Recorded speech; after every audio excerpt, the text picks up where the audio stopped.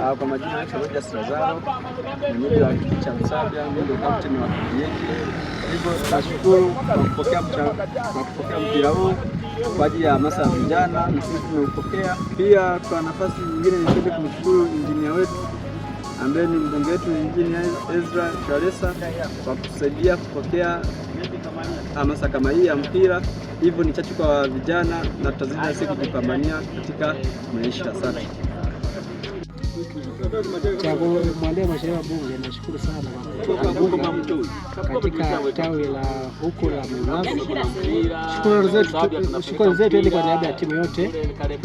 Tunamwambia tu tunamshukuru sana kwa kutukumbuka sana, maana matawi kama haya tuko tumesaluka sana, maana mipira zote zinazoishia kule wilayani, lakini na huku vijijini leo ameamua kufanyaje kutufikia. Tunamshukuru sana, shukrani zaidi kwake.